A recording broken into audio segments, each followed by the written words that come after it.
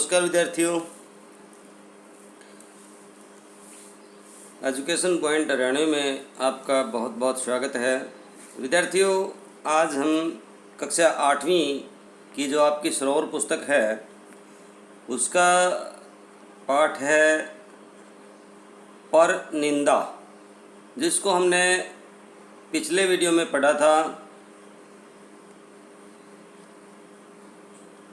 अब हम करने जा रहे हैं उसके प्रश्नोत्तरों को। तो आइए करते हैं प्रश्नोत्तर भाग।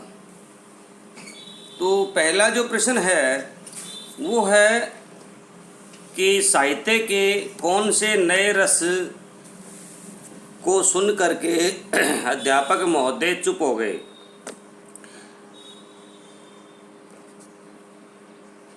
ये प्रश्न जो है पहले हम मौखिक प्रश्न करेंगे, उसके बाद लिखित प्रश्न करेंगे। विद्यार्थियों, यदि चैनल पर कोई नया है तो भाई चैनल को सब्सक्राइब ज़रूर कर लें और कमेंट बॉक्स में लिख करके अपनी राय ज़रूर दिया करें। यदि आपको अच्छा लगता है तो वो भी बताएं, नहीं लगता है तो वो भी बताएं। तो पहले प्रश्न का जो उत्तर है, साहित्य में नया रस यानी गन्ने का रस, नया रस सुन करके अध्यापक चुप हो गए। परनिंदा सबसे सस्ता मनोरंजन क्यों है? भाई, महंगाई के इस ज़माने में परनिंदा सबसे सस्ता एवं सरल मनोरंजन का साधन है, क्योंकि परनिंदा के लिए न किसी ऑडिटोरियम की आवश्यकता है, न किसी अन्य उपकरण की, न निमंत्रण पत्र का झंझट है, न सभा सोसाइटी बना करके चुनाव कराने की किल्लत, न कोई मासिक चंदा देना पड़ता है। इसमें किसी तरह की कोई समय की पाबंदी नहीं। इस प्रकार यह सबसे सस्ता मनोरंजन का साधन है।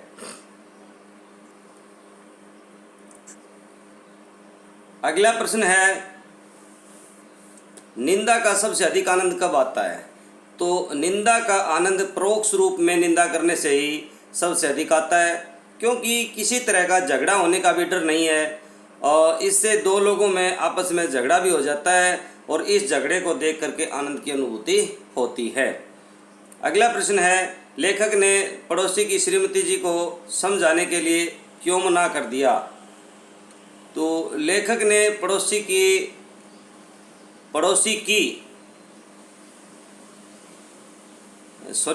लेखक ने पड़ोसी को परनिंदा करने में आनंद आता था।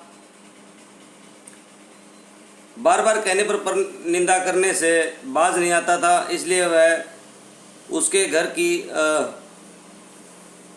उसकी पत्नी को समझाने के लिए जाने से मना कर देता है। अगला प्रश्न है, पड़ोसी की पत्नी मायके जाने के लिए क्यों तैयार थी?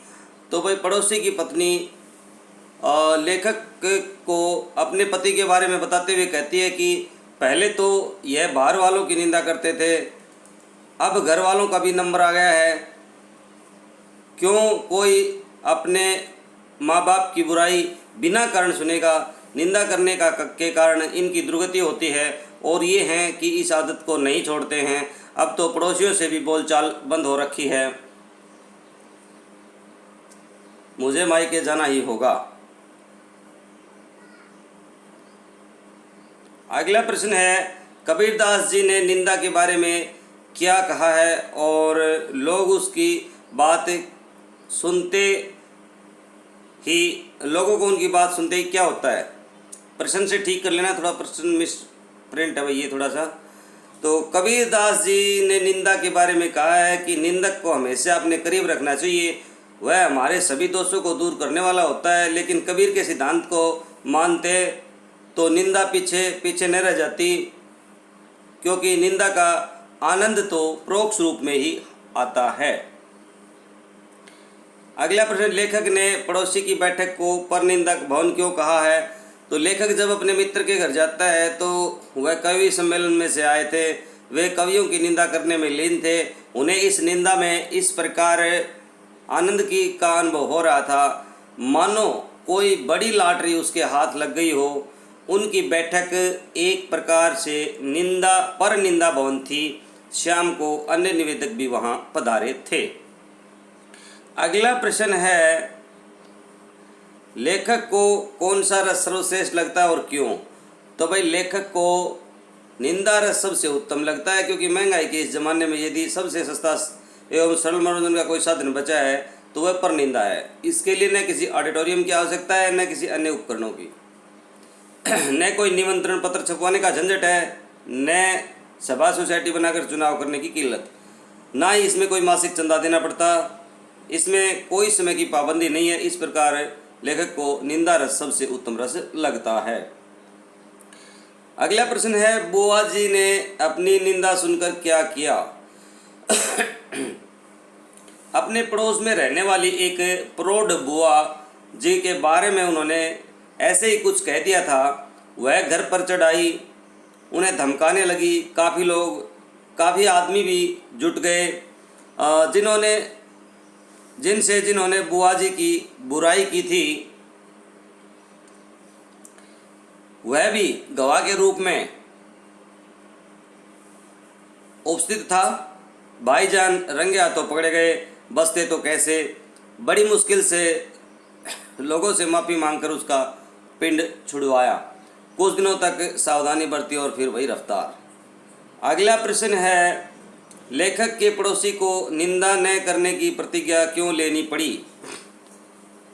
भाई लेखक के मित्र ने एक दिन अपनी सास की बुराई किसी के सामने कर दी और कान भरने वालों ने उसकी पत्नी के सामने सारी राम कहानी कह सुनाई।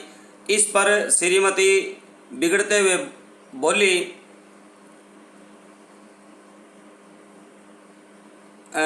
बिगड़ गई, बोली नहीं, ये बिगड़ते हुए बोली नहीं, बिगड़ गई और बोली।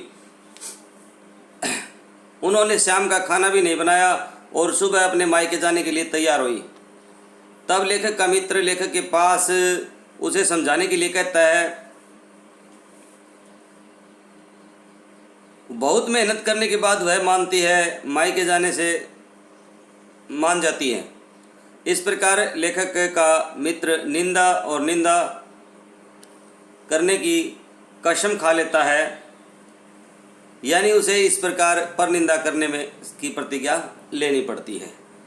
तो ये थे आपके प्रश्नोत्तर। अब जो है अगला प्रश्न है वो सही टिक मार्क का है।